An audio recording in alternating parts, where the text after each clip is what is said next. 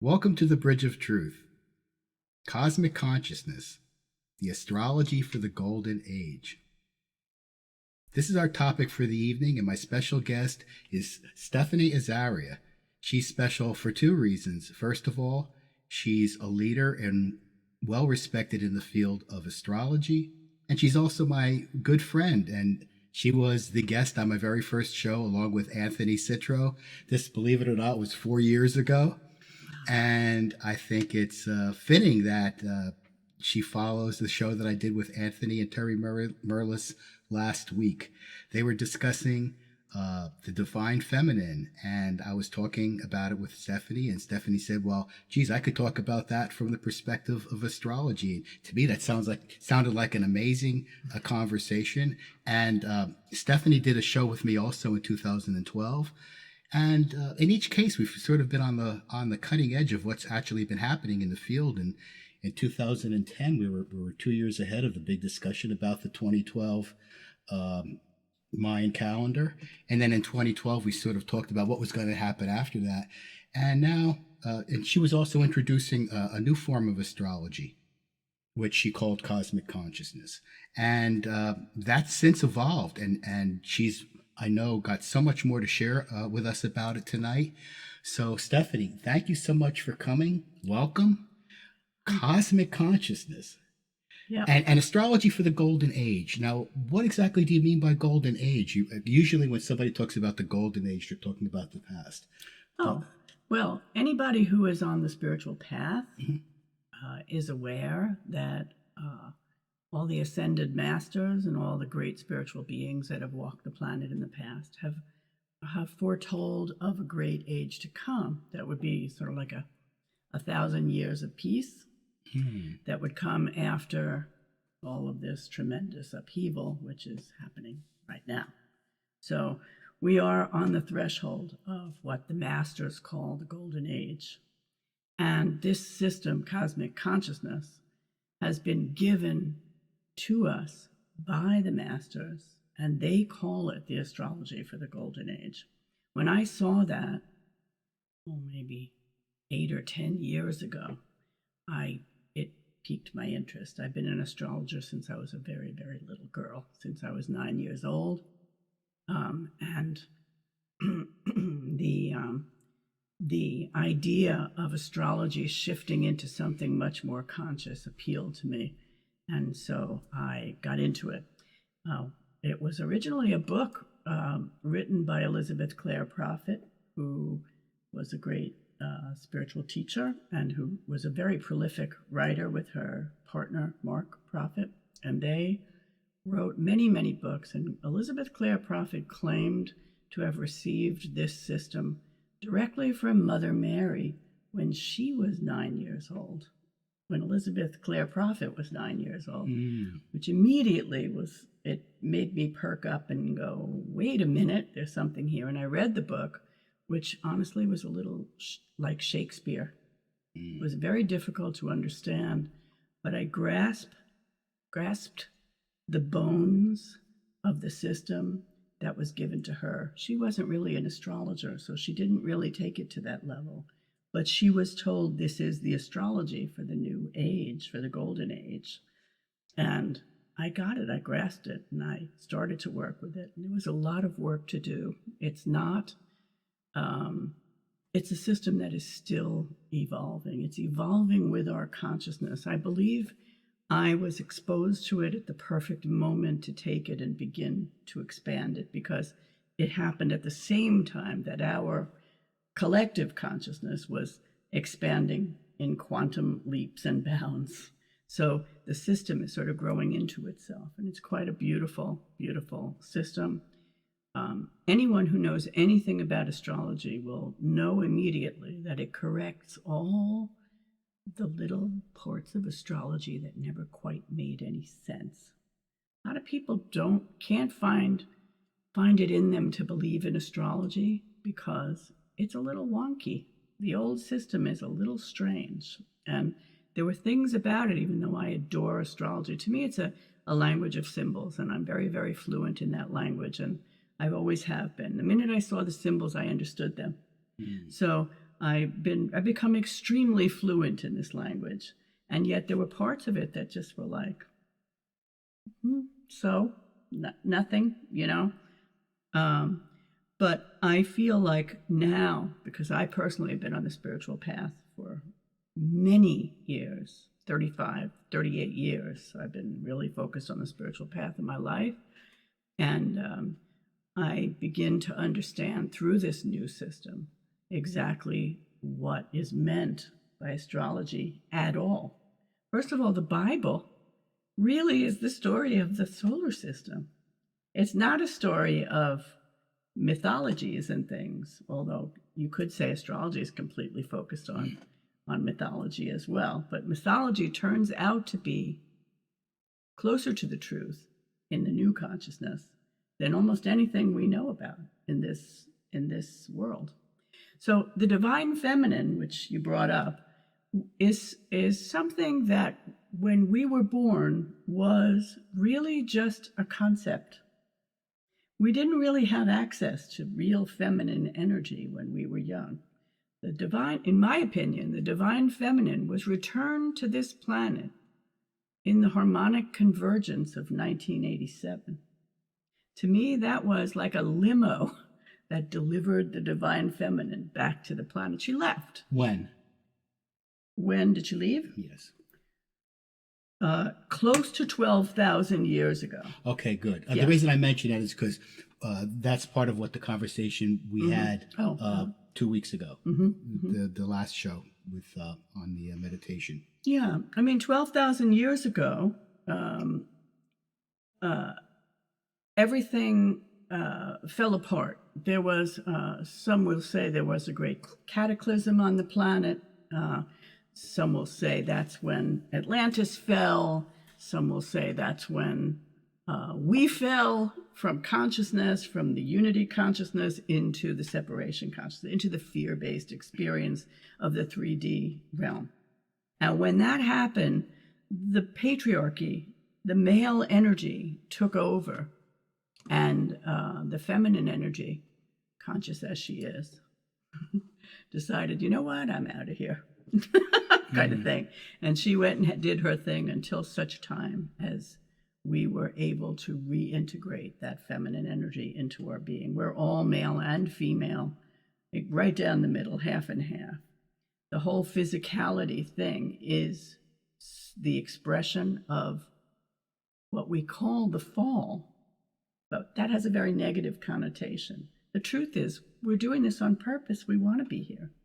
The only problem is, the minute you embody in a physical form, you feel separate from everything and you forget that you're whole, that you're one with everything. Are you talking about fall in the biblical sense? Well, I'm talking about what the Bible calls the fall. But there's a lot of stigma and confusion around the word Bible and religion. I'm not talking about religion at all. I don't believe in organized religion at all. I think it works for many people. I don't mean to put it down, but it's not what life on earth is about. Life on earth is about the union we have with Source and our capacity to manifest anything we want by having a physical adventure, an adventure in physical form. All you have to do, we're always manifesting everything we experience. In my opinion, and this is the opinion of the cosmic consciousness approach, the only thing that exists is your consciousness. There is nothing else. The world is an illusion. We create it as we go. There's nothing real here. It's all a projection of the consciousness. I would say, without flinching for a second, that we are living on 7 billion different planets right now. Everybody is manifesting their own reality with their consciousness. When you and I talk, you hear me say what's in your consciousness, not what I'm saying. You may hear my words, but you're going to perceive them according. Right, everybody's perception of reality is different. But nonetheless, it's being manifest in a 3D form with atoms and cells. And yeah, well, but thought creates that sort of thing. When you think a thought, it forms, it makes form, it manifests. That's exactly what I'm talking about. Cosmic consciousness brings your focus to the cosmos, the solar system, and everything that's beyond. In a way, the cosmic consciousness system was really not available to us until the last, 15, 20 years, when scientists began to discover what's really out there. We didn't really know, we only guessed. We had no clue. Just 3 weeks ago, scientists discovered the truth of our home, the supercluster that we live in, that they didn't know anything about. They had an idea, but they mapped it and they figured it out. And now we understand, astrologers understand so much about what home is and what that was. In my opinion, there's a picture of the supercluster we live in, which is called Laniakea. That picture looks like a great big heart chamber. And scientists announced that our supercluster home is one of 4 superclusters that are kind of gathered together, very much like a heart chamber, like a heart with its 4 chambers. That's what it looks like. It's amazing to me, because to me, that is what manifestation is. Yeah, there's consciousness to the structure of the universe that is actually quite staggering. Yes, yes. And that consciousness is our, my belief is that the solar system, Laniakea, all the galaxies, everything that's out there is just a projection of one's consciousness. As a matter of fact, when I wrote my book, The Totality of God, I happened to mention that we're actually formulating these speculations based upon our own particular perspective of where our camera exists. If somebody was billions of light years and looking at that same 4-chambered supercluster, they would see something different. Completely different. That's exactly what I'm saying. And the way that we might see in all the astrological signs, Orion or whatever it is, the images of these different things, they might be seeing grasshoppers. Yes. And anyway, you mentioned science, and you infer that science now is giving more credence to what would normally had in the past been considered mumbo jumbo. But early on, right in the beginning of our conversation, you tossed out a curveball to the audience, and I want to go back to that, because you said I'm famous for that. Yeah, you said you mentioned that you're getting this information from the masters, and the book you read was channeled from Mother Mary. Yes. Now, right off the bat, how does a scientist relate to that kind of a statement? Where does that fit into it? And why should we believe that, what you're saying? Well, you don't. I don't say anything for other people to believe it. So I mean, I'm not trying to change the world's belief system. I only have my own belief system to go on. So but what I would say to a scientist who asks the question, "How do I know that's true?" Right. I would say, take this picture of this ascended master and sit with it for an hour and tell me what happens, and you'll have the experience of something more multidimensional than you've known before, because that 3D picture that has no apparent life to it will connect with you and communicate with you, and maybe sometimes even step out of the picture. If you're willing to see it. I mean, you have to. That's why I say sit for an hour. Yeah. Really be willing to be quiet and still and sit for an hour and see what happens. So a scientist has to make that leap. Yes, you have to make the leap to go to the cosmos. Right. Sorry, you do. Scientists, it's a very male energy, and I don't mean that in a negative way. I love male energy, but what that is they're creating machinery and cameras and equipment to look at the cosmos, and they're finding out a lot of stuff, but that's only half the picture. The other half is the feminine, which allows the truth of what is. Well, science and religion are the balance of masculine and feminine. Absolutely. Yes. But now, religion in that sense, in the spiritual sense, not in the organized sense, right? Well, religion can exist in all forms. I mean, I think organized religions, they've existed and have been given to this planet in various forms by various individuals who many would call ascended masters. You may not need Yes, to, but they've been corrupted over time. Yeah, all of them. the religions themselves, but Yes. that wasn't the intent of the individuals. No, of course not. Right. It's not the teachings. And so for me, it all works as long as you're looking at it from the perspective of that it's not necessarily the only way, the only path. It's sort of like they each gave, because I believe we all resonate to different energies. Right. Well, I absolutely believe that. I'm not here to convince anybody that my path is anybody else's path. But So the Christian path is going to relate to a person who not naturally resonates to that in the East, and what you're doing too. And so now I'd like you to please explain, how did all this come to you? Why you? I mean, why do you? Is it just because you're an astrologer and you're in tune to that, or did it have? Well, we more have to to do with your talk background? about my spiritual teacher, Derek O'Neill, who many years ago, probably 8 years ago or so, asked me to do some astrological thing. Actually, what he said was, have you ever done a prenatal chart? And there is such a thing as a prenatal chart. And I had dabbled with it many years earlier. This was before you were pursuing astrology as a life path. Oh, no, I've always been in astrology. Oh, I see. No, yeah. It was way before cosmic astrology ever happened. So he said, have you ever done that? And I said, yeah, I have, but it's not my thing and I'm not interested in it. And he said, you know, when you teachers up Uranus, you better listen. That's what he said. And he really got my attention. So I went home, I gathered my students. I've always been a teacher and had a class of one or two classes going on. And I gathered my students and we decided to dive into this whole concept. And I have to tell you, prenatal charts have nothing to do with cosmic astrology or cosmic consciousness. But within 2 weeks, they got us on this path.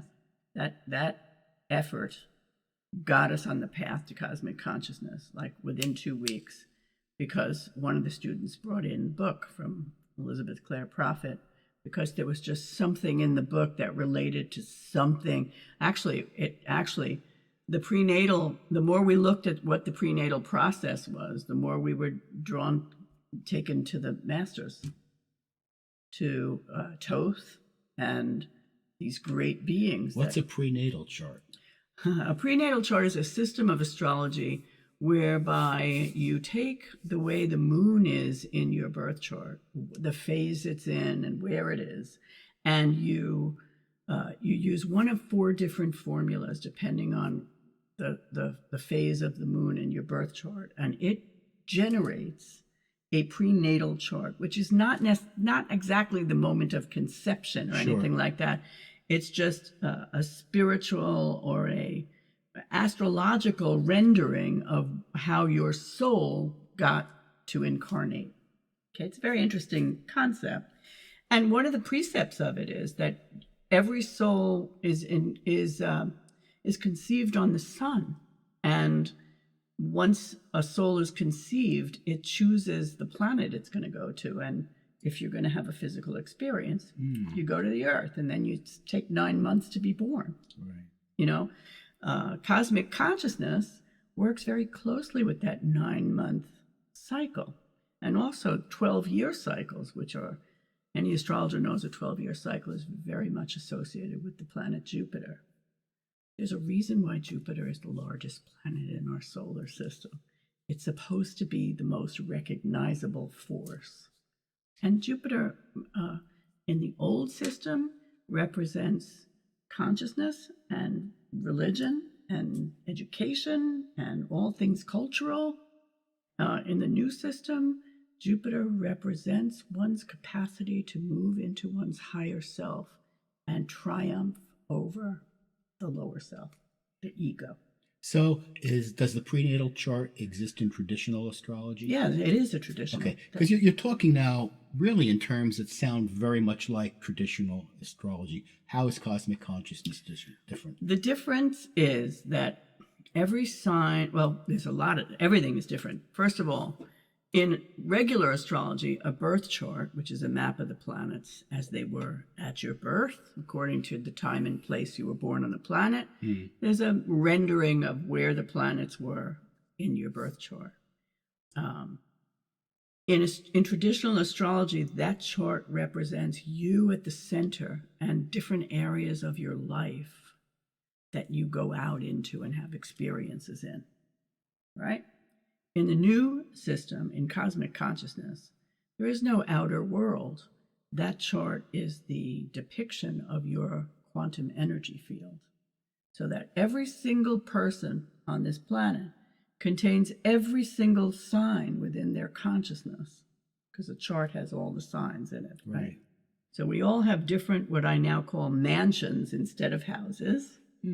And each mansion is a different quality of consciousness. We all contain them. They just fall in different places in each of our charts. So we can, my belief, and it has always been my belief, even before this system, that we choose our own birth charts, just the same way we would choose our family, our geography, our ethnicity, anything, so that we could have a particular life experience based on our karma or on our desire to evolve in some particular way. Does what you're talking about now relate then to the Hindu karmic wheel?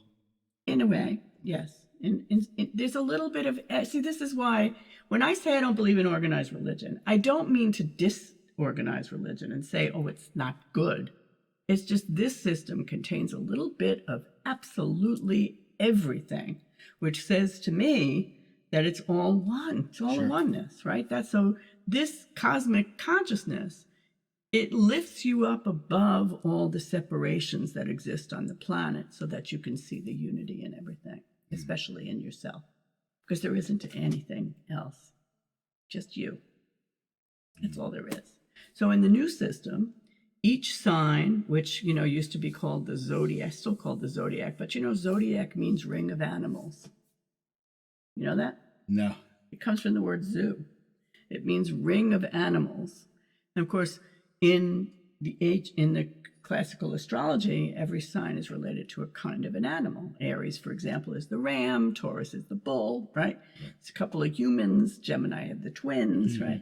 But in cosmic consciousness, there needs to be a way to identify oneself that is less associated with the physical realm and more associated with the higher realm.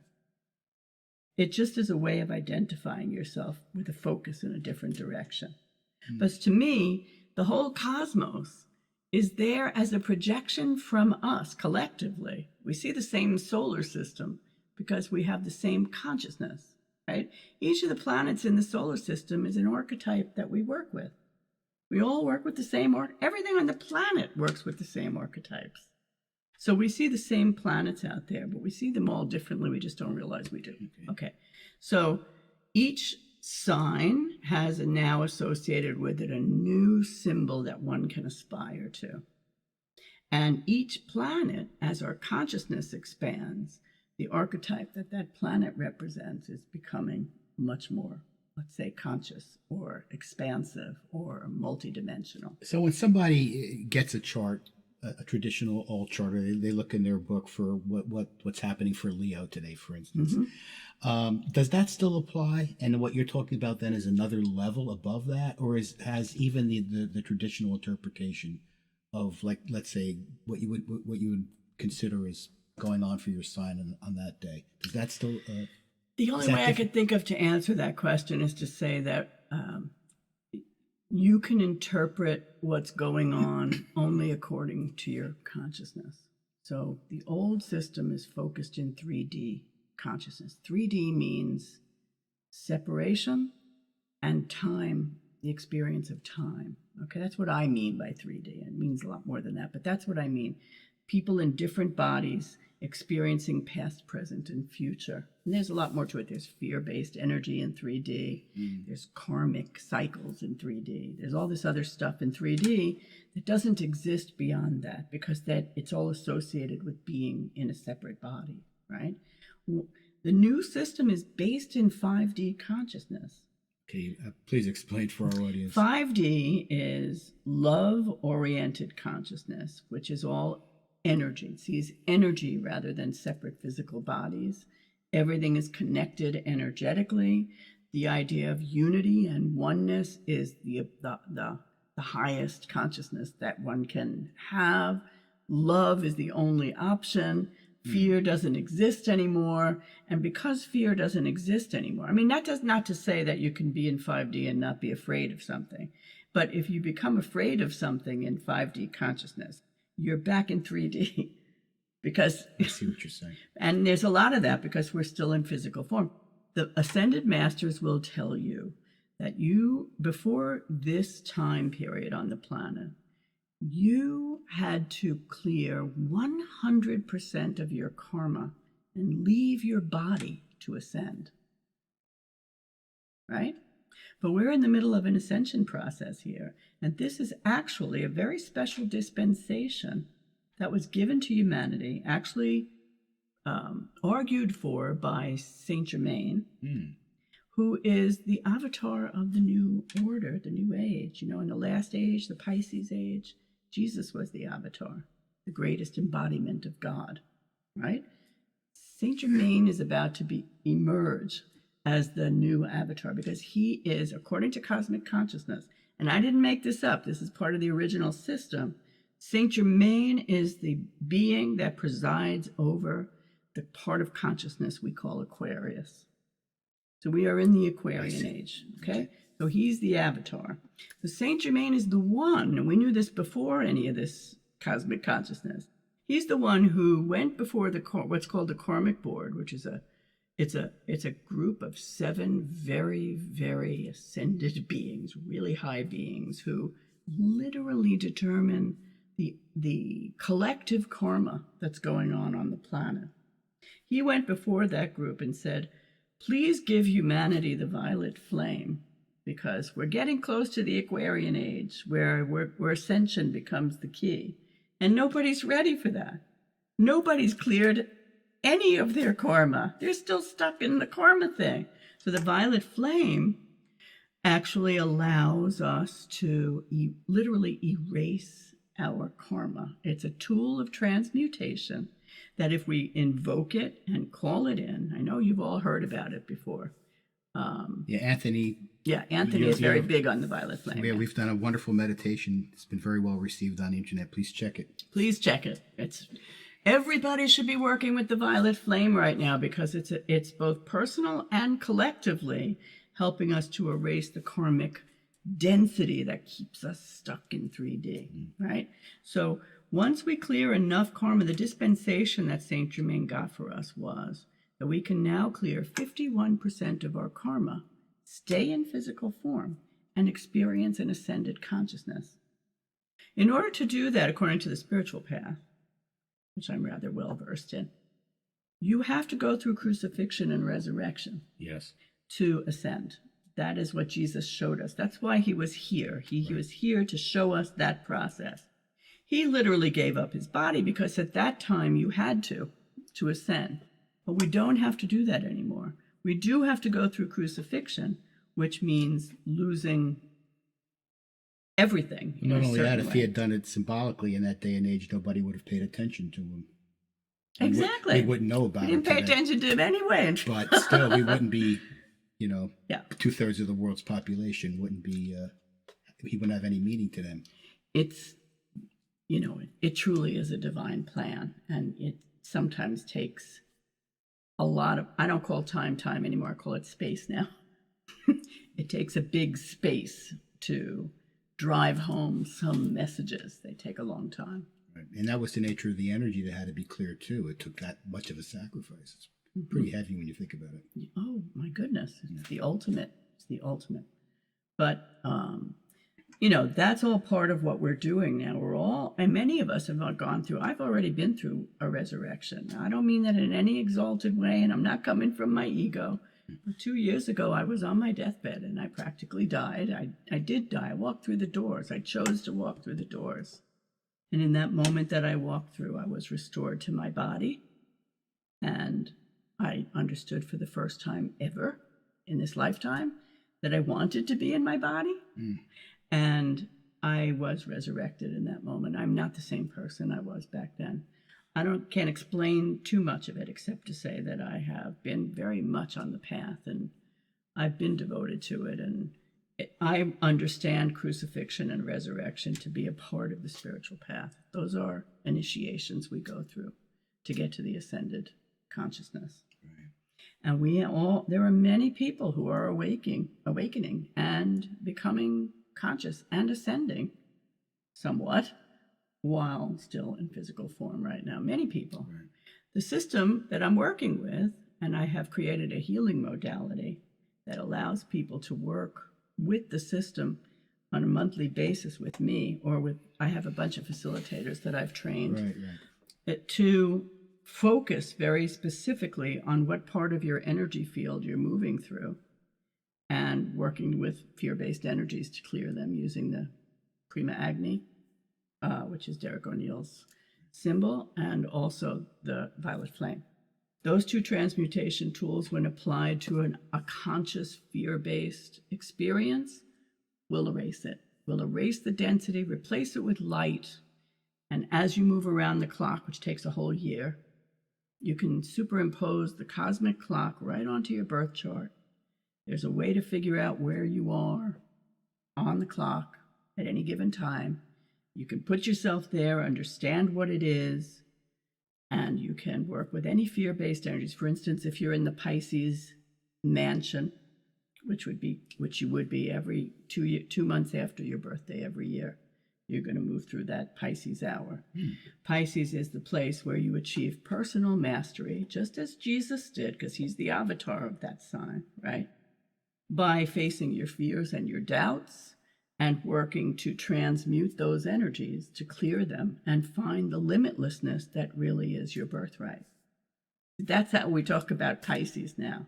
Pisces has been changed from the fish, which is what it used to be called, to the ocean, because it is the limitless field. We all have Pisces within us, and that part of our being is limitless if we can move past fear and doubt.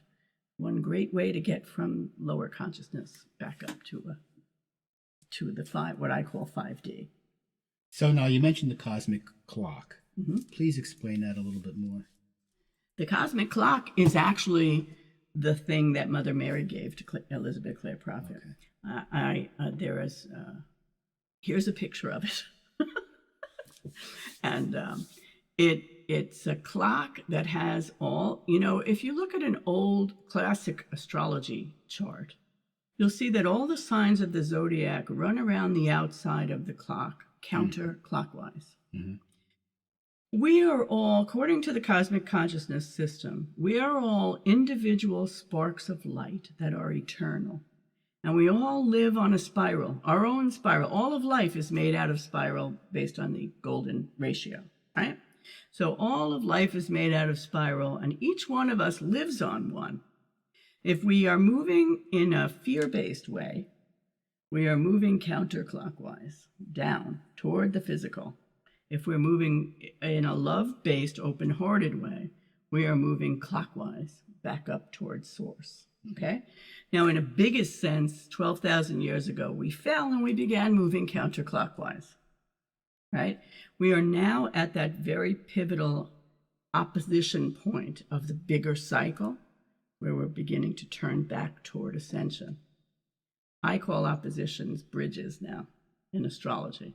Because, speaking of bridges, because an opposition in 3D, when you feel separate, feels like two ends of something that can't be reconciled. In 5D, when you lift yourself up to an observer's perch, you see the polarity between those 2 points. And the higher your consciousness becomes, the greater height you observe from, the wider the polarity becomes, and it literally becomes a bridge that you can have access to both sides anytime. There's a lot more to that. That's a very sort of important astrological message. But okay, that's just an example of a new way to look at an old aspect. Aspects are the way the planets connect with each other. Okay, so the clock Every year on your birthday, you begin at the top of the clock. The clock has all the signs running clockwise around the outside. And you place this clock right on top of your birth chart. Okay. And then you start that journey around the clock every year at the top of the chart, at the it's called the midheaven.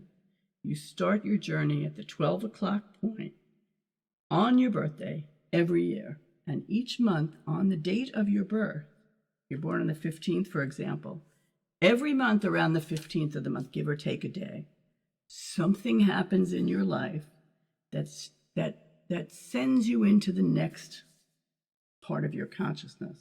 This is always, every always month. Happen. We just don't pay attention. We don't pay attention. The whole thing about this system is to bring your consciousness to the now.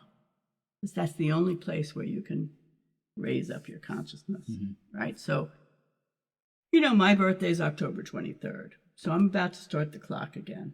On November 23rd, I'm going to move from the 12 o'clock Capricorn hour, which is all about connection with Source, into the 1 o'clock Aquarius hour, which is all about loving yourself unconditionally, and so on and so forth. And on the 23rd of November, something's going to happen. And it could be as simple as my brother calls, I haven't heard from him in years, to an ascended master comes down in a meditation and initiates me. It could be anything. It could be anything at all. Anything that shifts the focus into the next cycle. And you would be amazed how these things do happen. They have always happened all your life. It's the way the clock is set up to help bring your consciousness to your own heart-centered now. You have to be in the now to create anything with consciousness. We're creating everything without consciousness. Conscious or not, we're manifesting the world. When we manifest without consciousness, we manifest a fear-based world. And that's what we're experiencing. And that's what we've been experiencing for 12,000 years.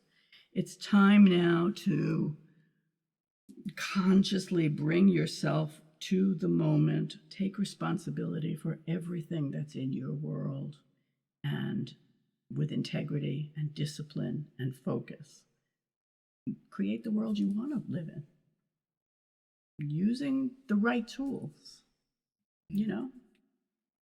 If you're a Libra, and I know you are, as I am, Libra is no longer the scale.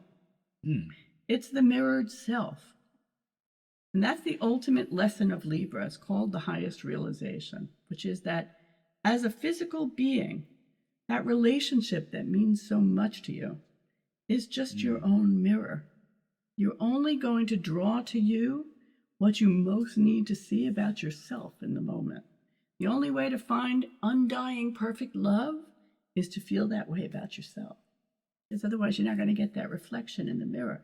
Now that's true for everybody, but that's why Librans are here, to learn that lesson, right?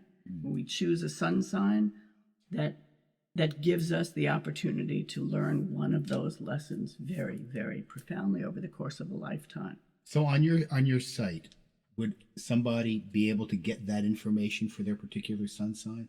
What you're just describing? Yeah. If you go just to the weekly horoscopes, which I write, there's a page that covers all the signs that sort of lists all those basics about the new system and what each new sign represents. Yeah. So when you put that on your website, are you doing that then in terms of the old astrological school? No. Or all totally in keeping with the new astrology? Yeah, I have to. That's a great question, because it took me quite a while to find the courage to go out there and just go out on a limb and put it all into the cosmic language. So you're not even making an attempt to draw a comparison at this point? I was for a long time. As you know, I write a daily blog, which sort of speaks to what's going on astrologically every day. And for a long time, even now still, I'll use the new terminology, and in parentheses, I'll explain what that means in the old, because I don't want people to lose me, but I also want to feel... And it might help for them to understand it. Oh, that's the whole idea. But I want to feel free to use the new terminology, the new system, without, apologizing for it or hesitating to use it, because I don't. It works. It's amazing. It's real astrology. It's the real reason why the planets are laid out the way they are, which brings me to the new planets. Okay. Yeah, I mean, it's really important when you have a new system to understand that the system is new because our consciousness is new. The solar system, the galaxy, the whole cosmos is reflecting our own consciousness. So if our consciousness is expanding radically, it explains why our solar system has become 3 times the size it was 10 years ago. Did you know? You knew that, right? No. You know that scientists discovered what's called the Kuiper Belt. Mm-hmm. The Kuiper Belt is an area at the outskirts of Pluto. So in other words, what you're saying is they're defining the solar system as being larger. It is 3 times. It isn't like that Mars and Venus have moved. Oh, no. Okay. No. I just want to clarify that. No, there's just more. There's just more of it. There's more beyond it. And they still can't decide if Pluto's a planet. Well, they've given him back his planet. Yeah, that's what I heard. So it's, it doesn't, poor Pluto. As a card-carrying bona fide master astrologer, it doesn't matter what you call Pluto. He's still going to do what he does. In fact, Pluto has now Pluto Charon. You know that. Pluto is a binary planet. Oh, okay. They thought he had a moon, but it turns out there are 2 planets that are like a dumbbell. They just kind of revolve around each other. And so they're now calling it a binary planet, Pluto Charon. And I do not hesitate to use the new planets. I've been working with them now. They've been discovered in 5, 8 years. They keep discovering new planets. And I throw them right in there and I start working with them because they represent our new consciousness. We can't ignore them. You're talking about astronomers discovering new planets? Yeah, astrologers don't discover planets. Astronomers. Well, that's what I'm saying, because astronomers. This is the first this time. isn't some sort of mystical thing that you're referring to planets. No. The astronomers are finding all these new planets in the Kuiper Belt, and they are naming them. And once a planet is named, it becomes it's the reflection of a full-blown archetype. So let me ask you this, Stephanie, then. How does that change, or does it change, your astrological chart every time? Because those planets always existed there. But not in our consciousness. Not in our consciousness. So that's a great question. When you put in the new planets, they fill in spots that either are already loaded or had nothing there or whatever, and it shows you where the greater consciousness So is it like you knew that something should be there and nobody saw it, now all of a sudden you have a validation for it? No. No, it's not about, well, maybe some people would feel there should be something there and it's a validation. Well, because oftentimes that's how scientific discoveries occur. Yeah. That's not relativity. There was, Yeah, no, I wouldn't argue with it. Yeah. For me, as an astrologer, when I look at where all the new planets are in a birth chart, it kind of fills in the higher purpose for me of a person. I can talk to the person about their higher purpose much more. The planets within our solar system really represent our life on Earth, certainly up to Saturn. They represent Earth life. Gotcha. Uranus, Neptune, Pluto, which have only been around, 100 years or so, a little more, they represent the higher self. But they don't begin to represent the 5D consciousness. They only deliver us to it. Now, earlier you kind of touched on an aspect of sacred geometry. How much more is that in tune with what you're doing now? Well, it's always been a part of astrology. Because the aspects, which is the different ways the circle can be cut into different ways for planets to connect with each other. It can be cut in half, which is an opposition, or in 3, which is a trine, or in 4, which is a square or a cross. Those were always there, but in the new system, those aspects have everything to do with, if you look at what's going on with you from here now, instead of from the center, looking out in time and space, and this happened then, and that's going to happen now, and I got to get over there. And if you could just be still in the center, you can literally feel the sacred geometry that lives in your being. Those are energies that allow you to interact with the outer world according to you. So if you have a grand trine in your chart, for example, which is 3 planets all exactly equidistant from each other, that represents, in the old system, it represents a gift or a talent or a skill that's innate. And I used to say, the soul earns a grand trine. You don't just get it. You earn it from work you've done in other lifetimes, okay? But in the new system, the trine is the basis of everything because it represents the fork that's in the road all the time. Everywhere you are, you can go that way or you can go that way. It's always a triangle. You could go to the left and go counterclockwise, or you could go to the right, and you always have that choice. And if you have a trine in your birth chart, it's just a more profound, more pronounced choice that you need to learn to make over and over again. Does that make sense? Yeah, I was just thinking about the equilateral triangle, the idea of balance that it represents, and it's sort of like neither choice is weighted one more than the other. That's true. That's very true, and that's why we've been here for so long. Yeah. Now I want to ask you one final question before we start to wind up. It has to do with how has traditional astrology accepted what you're doing now? Have you tried to get into their school? Or? Well, I have been very connected to the astrological community in my life, and I walked away from it long before this ever happened because I love many of you madly, but it was very dinosaurish. There wasn't any room for new stuff. Now there are a lot of astrologers dabbling in the higher consciousness because we're all raising up our consciousness.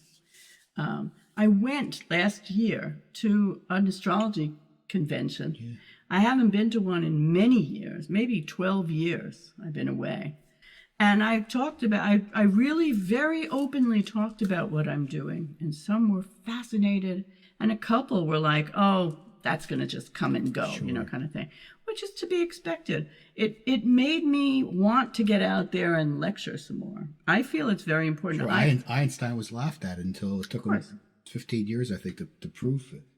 It doesn't bother me. I know in my heart that I'm on the track I'm meant to be on. This is my mission. Everybody has a mission. This is mine. I need to get it out there. I've always been an astrologer, a successful one. This gives my life new meaning. So what can you say to the traditional astrologer that may be watching our show that would encourage them to perhaps take what you're doing seriously? It speaks to the client's newest needs to gain in conscious awareness of what's going on in their life. It takes us out of the drama of everyday life, and it moves us into a more workable solution for a unity consciousness. It's a very mechanical way to achieve a higher perspective. And it's not like they have to let go of everything that they know. Of course not. Okay. You can't. How could do that? But some people might be afraid that that's. Well, a lot of people are, but nobody can do that. That's an unrealistic, that's a fear-based approach, which most people listen. Whenever you're faced with something new, there are always going to be a series of fears that come up first, that are sort of like your ego's way, your lower self's way of arguing to stay where you are. But that's okay. Eventually, the pull will move you in the right direction. Right. Whether it's astrology or anything, it doesn't matter. We're all going in the same direction. Right. Yeah, in all professions, it seems like there are challenges that stir up one's resistance because of one's livelihood. But livelihood is a 3D experience. I don't mean to sound snotty or anything. It's a very it's a 3D concern. Focus of the third dimensional experience. That our concern should be more about evolving. It should be about unity, peace on the planet. Right. I mean, these are not pipe dreams anymore. Look what is happening in the world. Don't look too hard. I recommend turning your TV off altogether, frankly. But it filters through and you hear what's going on. And you can't become emotionally involved because it sucks you in. But our job as conscious souls is to stay centered in the higher perspective so that somebody on this planet is expressing it. Because sooner or later, people will turn and see it and go, oh, wow, that's where I want to be, in that peaceful state. Everybody's freaking out. Everybody's upset. Everybody's, overcome with fear-based experiences right now. But it's all about getting centered and still and knowing that the fear-based experiences out there are the reflection of what's going on in here.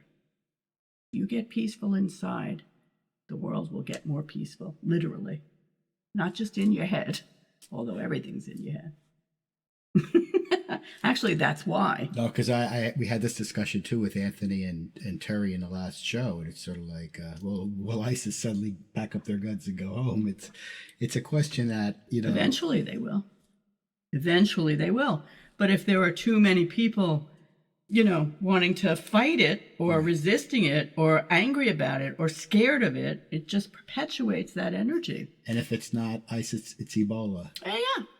Or something else. Well, there's always something new. But, this Ebola thing, I don't want to focus on it too much, but it reminds me of the AIDS thing many years ago and how, they didn't even want to talk about it back then, and how it got so much of an epidemic because they weren't talking about it. Nobody knew about it.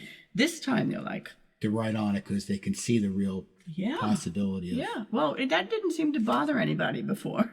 But now it's like, the world is much more open than it used to be. But, the interesting thing is, like, some of the things that you would not encourage people to watch, forms of entertainment that are fear-based, somehow do prepare us so that when these things do come, we're like more on it. Okay, wait a minute. Before you know it, we'll all be exploring the zombie apocalypse, right? Everything has everything has its purpose. Everything does. Oh, goodness. Well, listen, Stephanie, this has been just incredible. Before we go, let everybody know how they can get in touch with you. You have so much information on your site. Tell everyone about that. Well, I actually have two websites. My main website is called thecosmicpath.com, if you don't know it. There's almost everything on my website is freely offered.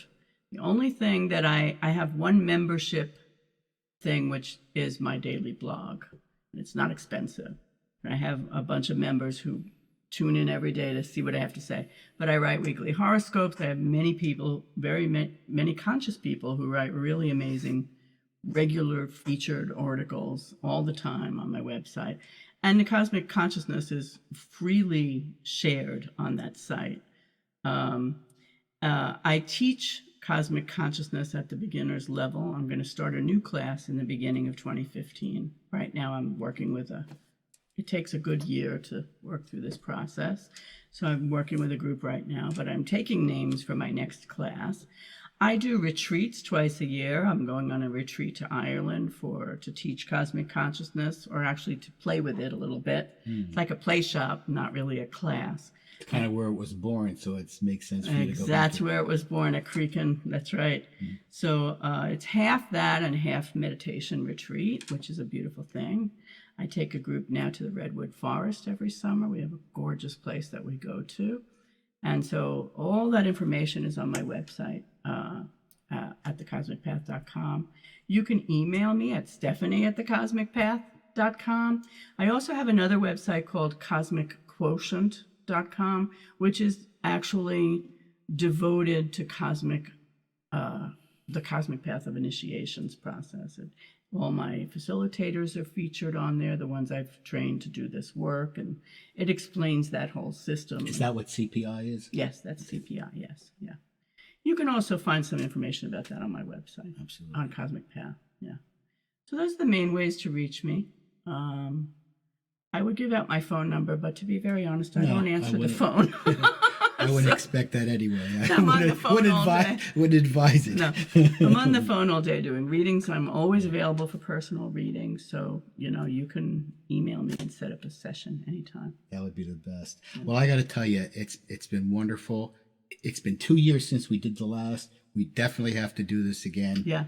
Soon. Perhaps I'd even talked with Anthony and Terry and a few others about doing maybe a a roundtable discussion or something. Where Oh, we I could would all- love that. That'd be fun. I would Yeah. love to be able to do that before the end of the year, if it's Okay. at all possible. Yeah. Before the winter hits us here on the East Coast.